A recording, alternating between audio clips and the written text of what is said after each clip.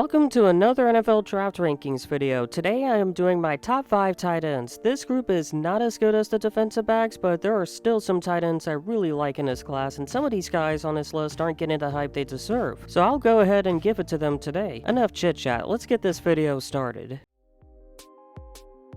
Have you guys ever heard of a city in Iowa named Waterloo? If not, that's okay, but you should at least know that actor Adam Devine was born there. You know, the guy that should have been Haley's boyfriend in the end. And Kansas State legend and NFL running back Darren Sproles. And Kansas State head coach Chris Klieman. And the number 5 tight end of the 2024 NFL Draft, Ben Sinnott from Kansas State. There was a lot to love about Sinnott. His hands are really good and have shown improvement over the years, as evidenced by his drop percentage having positive regression since his first season at Kansas State.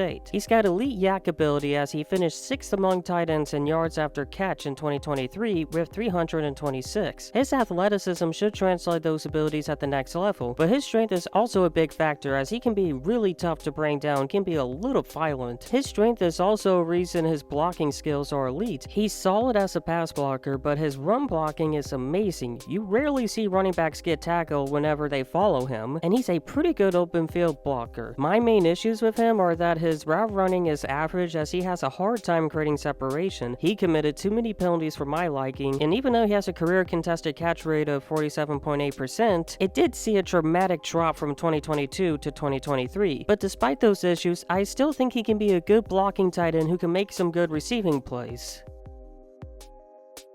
Ohio State has done a good job of sitting tight ends in the NFL over the last couple of years, with guys like Luke Farrell, who plays for the Jaguars, Jeremy Ruckert, who plays for the Jets, and my number 4 tight end, Cade Stover. He has elite hands, as he only dropped 2 passes in his 3-year college career. He had a 60.0 contested catch percentage in 2023, the 3rd best among qualified tight ends. What helped him achieve those numbers was his elite abilities in tracking the ball and the ability to win one-on-one battles for the ball. He has elite yak ability and should be able to translate to the NFL with his athleticism. His strength isn't as good as Sinnott's, but he's still a guy that won't go down without a fight. His pass and run blocking skills are good, but they need improvement, especially in the passing area, as he tends to get pushed back a little too much for my liking. But he has shown he can be a good blocker, he just needs more coaching. The main thing I'm concerned about is his route running. He doesn't have a big route tree, and he has a hard time getting separation. Now, you can make a case that he isn't better than Ben Sinnott, because I don't think there's much of a gap between the two. But what made me put him ahead of Sinnott is his hands. A guy with elite hands, good yak ability, and the potential to improve as a blocker is always going to get a good ranking from me.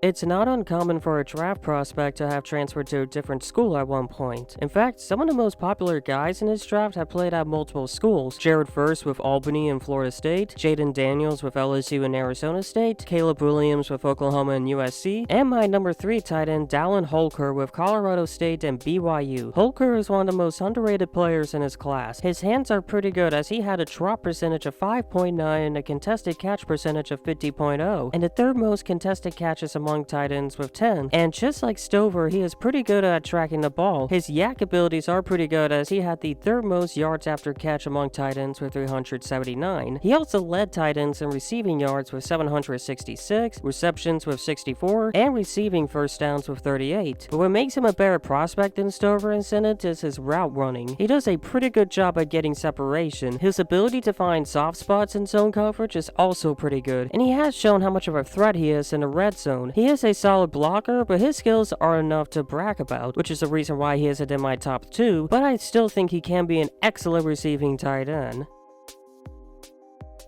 The Big 12 has a lot of tight ends in this year's class that can earn an NFL roster spots, with guys like Easton Dean from Iowa State, Jared Wiley from TCU, Mason Fairchild from Kansas, my number 5 tight end Ben Sinnott from Kansas State, and my number 2 tight end Jatavion Sanders from Texas. This is a guy that I feel confident will be pretty good in the NFL, especially with his hands. He didn't have a drop in 2023 and had the 3rd most catches without a drop among tight ends with 45. He had a 53.8 contested catch percentage, which was 5th best among among qualifying tight ends. And I know I'm sounding like a broken record here, but his yak ability is elite, as he had the 5th best yak per reception with 7.7. He's one of the fastest tight ends in his class. His route running is pretty good and is really good at finding the soft spot. I would say he's better at it than Holker. His run blocking really stood out to me while watching his film. He always gave running backs an open spot for them. He's also a good open field blocker. The only thing that he needs to improve is his pass blocking, as he tends to get pushed back a good bit by edge rushers. But I feel like that can be improved with good coaching. He is one of the only tight ends in his class that's pretty good at both receiving and blocking.